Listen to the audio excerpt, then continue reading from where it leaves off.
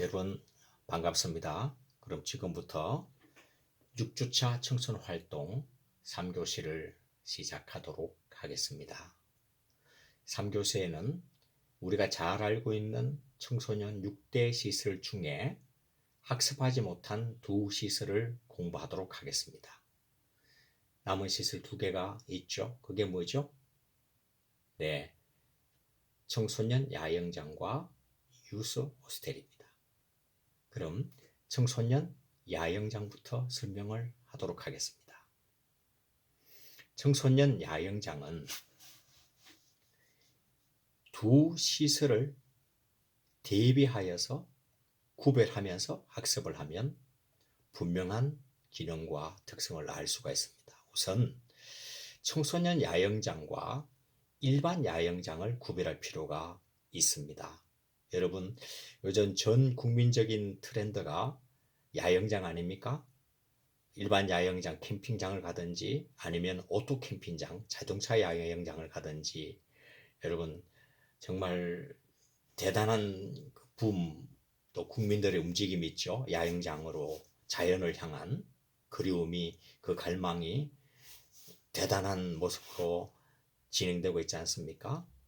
여러분, 청소년 야영장과 일반 야영장은 외관적으로는 큰 차이가 없어 보입니다. 그러나 가장 중요한 법적 근거에서 또한 관할 정부 부서 관청에서 차이가 난다라고 이해를 하셔야 됩니다. 일반 야영장은 여러분이 보시다시피 그 근거가 관광진흥법 제3조 제2항에 있습니다. 그러면 이 관광진흥법은 정부 부서 중에 누가 관할을 하고 있는 것이죠? 어느 부서가 관할을 하고 있는 것이죠? 네, 현재로는 문화관광부가 관할을 하고 있습니다. 반면에 청소년 야영장은 청소년활동진흥법에 근거를 하고 있습니다. 이 청소년활동진흥법에 근거한 청소년 야영장의 관할 정부 부서는 어디죠? 네, 현재로는 여성가족부입니다. 그러니까 일반 야영장과 청소년 야영장의 차이는 근거 법에서 관할 정부 조직과 조직에서 차이가 크다라고 먼저 알아놓고 그 다음에 청소년 야영장과 청소년 수련원을 구별을 할 수 있어야 됩니다.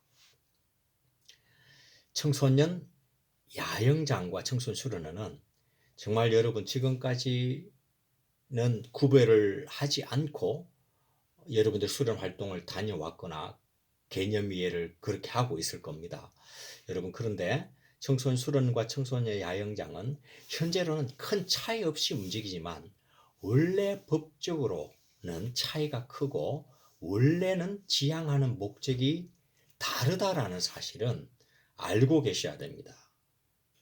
6대 시설을 구별해서 만든 이유가 어디 있겠습니까? 구별해서 국회의원들이 모여서 입법을 어렵게 한 이유가 어디 있겠습니까? 그것은 수련원 나름의 기능대로, 야영장은 야영장 나름의 기능대로 분명히 살리고자 하는 의지가 있어서 그렇지 않았겠습니까? 그러니까요, 수련원과 야영장의 차이를 분명히 아는 것은 중요합니다. 자, 그러면 야영장의 개념부터 먼저 읽어보도록 하겠습니다. 청소년 야영장. 야영에 적합한 시설 및 설비를 갖추고 청소년 수련거리 또는 야영 편의를 제공하는 수련시설이다 라고 되어 있습니다. 근데 수련은 한번 볼까요? 수련은 우리가 여러 번 공부했다시피 숙박기능을 갖춘 생활관이 있고 다양한 청소년 수거리를 실시할 수 있는 각종 시설과 설비가 갖춘 종합수련시설이다 이렇게 되어 있습니다. 여러분, 어디에서 차이가 있습니까?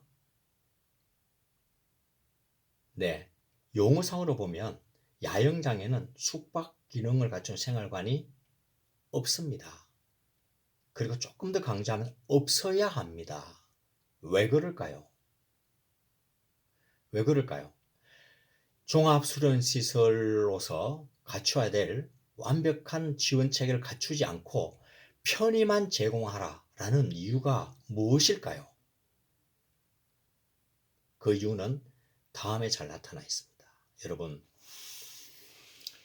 야영장은 청소년들의 모험 개척 정신, 도전의식, 자립심 함량을 목적으로 하는 시설입니다. 그런데 이 야영장에 생활관을 지어주고 따뜻할 때는 시원하게 만들어주고 추울 때는 따뜻하게 만들어주고 배고플 때 먹여주고 원하는 것을 다 준다면, 다 갖춰져 있다면 모험 개척 정신이 살아나고 도전의식이 함량하고 자립심 함량이 이루어지겠습니까? 그렇지 않죠. 그래서 청소년 야영장은 종합수련시설이 아닐 뿐더러 청소년들이 모험 개척, 도전, 자립심 함량을 마음껏 이룰 수 있도록 하되 다만 최선의 편의시설만 제공하는 것으로 목적하고 있습니다. 근데 여기 한 가지 꼬집고 넘어가야 될 부분이 있습니다. 지금 야영장이 어떻게 운영되고 있나요? 아쉽지만 물론 잘못됐다고 제가 정지하고 싶진 않아요. 경영상의 어려움 때문에 그럴 수도 있지만 청소년 야영장에 생활관이 있어요. 밥도 먹여줘요. 그리고 실내에서 다 자게 만들어줘요. 덥다면 시원하게 해주고 춥다면 따뜻하게 해줘요. 그러면 무슨 문제가 생깁니까? 청소년 야영장의 본래적 목적을 달성하지 못할 뿐 아니라 청소년 수련원과의 차이점이 없어지겠죠. 그러면 청소년 야영장을 수련원과 다르게 어렵게 입법하여 구별한 국민들의 노력, 입법의 정신, 입법의 노력이 사라지는 겁니다. 그래서 제가 이 부분을 꼬집고 싶고 앞으로는 야영장은 야영장답게 가야 된다는 부분을 강조하고 싶어요. 그래서 야영장에서 필요한 최소한의 편의시설이란 이런 것입니다. 텐트 및 텐트 데크가 있어야 되겠죠. 텐트는 직접 가져오는 경우는 텐트 데크만 제공하고 또 텐트를 빌려줄 수 있어야 되겠죠. 자, 이런 준비. 텐트 데크라는 것은 텐트를 칠 수 있는 마루를 이야기합니다. 벌레로부터, 조수로부터 안전하게 보호하기도 하고 지열로부터 데크를 보호하기도 하고 텐트를 보호하기도 하고 또 비가 왔을 때 안전하게 야영을 할 수 있도록 만드는 이 데크가 필요하겠죠. 마루가 필요하겠죠. 이 시설이 갖춰져 있어야 됩니다. 그리고 먹고 살아야 되겠죠. 그래서 조리실, 최소한의 조리실, 그리고 화장실이 있어야 되겠죠. 그리고 세면장, 그리고 특별히 우천시 대피장소 이 정도 시설만 갖추면 됩니다. 그리고 정부에서 평가할 때 이 시설들을 주로 평가합니다. 얼마나 깨끗하게 유지 관리되고 있느냐, 안전하게 유지 관리되고 있느냐, 이 부분만 체크를 합니다. 그래서 야영장을 정리하면 야영장은 일반 야영장과도 다를 뿐 아니라 수련원과도 다른데 현재는 수련원과의 큰 차이점이 없다. 수련원과의 큰 차이점이 없다는 것은 유감이다. 우리가 개선할 사항인데 바로 이런 정신이 제대로 사라지지 않도록 모험 개척 정신, 도전의식, 자립심 함량이 제대로 이루어지지 않도록 최소한의 야영 편의시설만 제공하는 쪽으로 야영장이 변화가 일어나야 된다라는 부분을 이야기합니다. 제가 야영장 역시 사이버 탐사를 하기 위해서 우리나라 정부 평가에서 최우수 점수를 받은 경기도 청소년 야영장에 들어가서 홈페이지를 찾아봤는데 여러분에게 보여줄 만한 마땅한 정보를 찾지 못했습니다. 대신에 방송에서 청소년 야영장, 경기도 청소년 야영장에서 하는 특별 프로그램에 청소년과 가족을 모집한다는 방송이 발견이 되어서 여러분에게 참고로 함께 공유하고자 합니다. 네.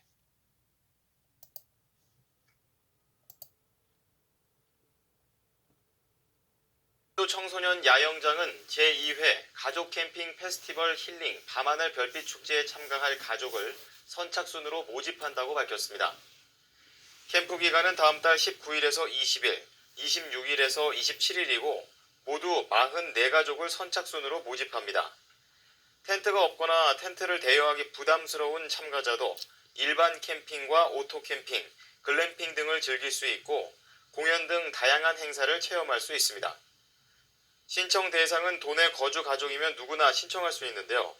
우선 1차는 이달 13일에서 27일, 2차는 다음 달 4일에서 14일, 경기도 청소년 야영장 홈페이지에서 신청서를 내려받아 작성한 뒤 이메일로 접수하면 됩니다.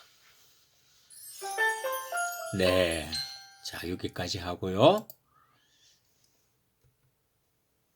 네, 야영장에 대한 이해 도움이 되셨으면 좋겠습니다. 좀 더 필요한 자료는 여러분들이 야영장과 관련된 사이트에 들어가서 공부를 하시면 좋을 것 같습니다.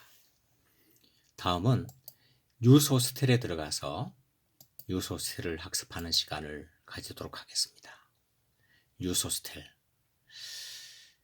네, 아마 여러분이 지금 청소년 수련원이라고 생각하는 과거 수련활동의 장소가 뉴스호스텔 가능성이 큽니다. 자, 그런 생각을 가지고 뉴스호스텔의 개념, 기능을 공부하는 시간을 가져보도록 하겠습니다.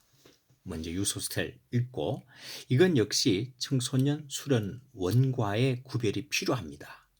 그런 차원에서 교수님이 설명을 하도록 하겠습니다. 뉴스호스텔, 청소년의 숙박 및 체류에 적합한 시설 설비와 부대 편익시설을 갖추고 숙식 편의 제공, 여행 청소년의 활동 지원을 기능으로 하는 시설이다. 제가 푸른색 글씨로 강조를 했죠. 숙식 편의 제공, 여행 청소년의 활동 지원이다. 네, 여러분, 뉴스호스텔의 기능이 매우 명확하지 않습니까? 근데 여러분들은 과거에 이 뉴스호스텔에 숙식 편의 제공을 받았습니까? 아니면 숙식 전부를 제공받았습니까? 그리고 현재 뉴스호스텔은 여행하는 청소년 활동 중심입니까? 아니면 학교 단체 청소년 활동 지원을 중심으로 하고 있습니까? 네, 여러분, 이 제가 던진 질문은 무슨 목적으로 하는가 하면 청소년 수련원과의 구별을 시도하는 것입니다. 여러분, 뉴스호스텔 역시 청소년 야영장과 동일하게 같은 문제점을 가지고 있습니다. 그것은 뉴스호스텔은 뉴스호스텔의 고유의 기능이 있고 수련원과 구별된 기능을 해야 함에도 불구하고 현재는 여러 가지 어려운 여건상, 제가 이 말은 개선할 여지는 있지만 잘못됐다, 퇴출해야 된다, 이 말은 아니라는 겁니다. 여러 가지 어려운 여건상 청소년 수련원과 유사한 기능을 수행하고 있다. 그러나 안타까운 상황이다 라는 부분을 강조하고 싶은 것입니다. 자, 우선 뉴스호스텔의 기능을 먼저 설명을 하도록 하겠습니다. 여러분, 지금까지 저희들이 6대 시설을 공부를 했잖아요. 6대 시설 다시 한번 외워보세요. 시작. 청소년 수련관, 청소년 수련원, 청소년 문화의 집, 청소년 특화시설, 청소년 야영장. 5대 시설 외웠잖아요. 근데 뉴스호스텔 6개. 근데 여러분, 이 뉴스호스텔하고 앞에 5개 시설하고 확연한 외관적 차이가 있는데 그것이 무엇이죠? 네, 맞습니다.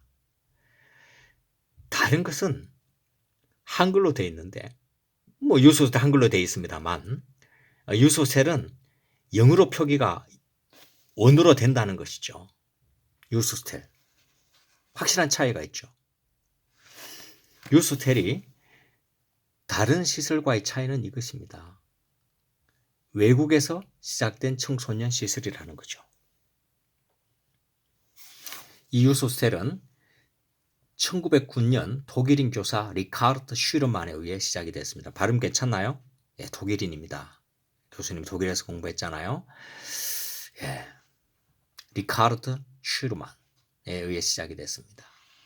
원래 이 슈르만 선생님은 자연체험, 환경체험, 여행을 매우 중요하게 생각하는 사람이었어요. 그래서 자기 자신의 초등학교를 여행자들의 숙식 편의 장소로 제공을 하기 시작했습니다. 그러한 가운데서 독일 최초 유스 호스텔이 만들어지게 되었고 1차 대전 이후에는 이제 유럽의 평화를 위한 청소년 교류 중심으로 다소 그 성격이 변하게 됩니다.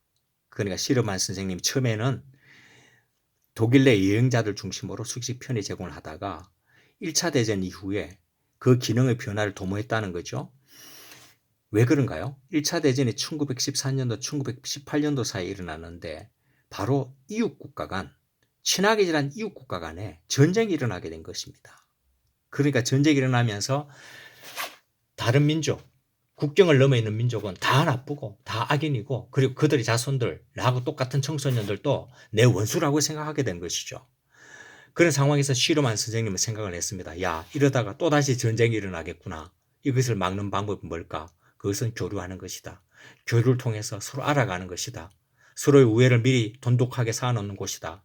라는 생각을 하고 이 유스호텔의 기능이 다소 변화를 시작하게 됩니다. 1932년도에 유스호텔 국제연맹이 창립이 됐습니다. 이후로 한국은 1968년도에 정회원국으로 가입을 하게 됩니다. 자, 이것이 간략하게나마 제가 정리한 유스호스텔의 기원입니다. 자, 외국에서 시작됐다는 것 알아놔야 되겠죠. 그와 더불어서 유스호스텔에 특별히 특기해야 될 것이 있습니다. 뭐죠? 숙식을 제공하고 수련 활동을 본격적으로 운영하고 학교 단체를 맡고 이것이 중요한 것이 아니고 본래의 기능이 아니고 편의를 제공하는 것입니다. 특별히 여행 청소년을 위한 활동 편의를 제공하는데 초점을 맞추어야 한다. 이것이 유스호텔의 기본 기능이라는 것입니다. 시간이 되었기 때문에 3교시를 마쳐야 될 것 같습니다. 다음 시간에는 유스호텔 사이버 탐사를 한번 해보도록 하겠습니다. 재미있게 준비를 할 테니 기대해 주시기 바랍니다. 그럼 다음 주에 뵙겠습니다. 여러분 늘 건강하시고 속히 뵙기를 고대하겠습니다. 안녕히 계세요.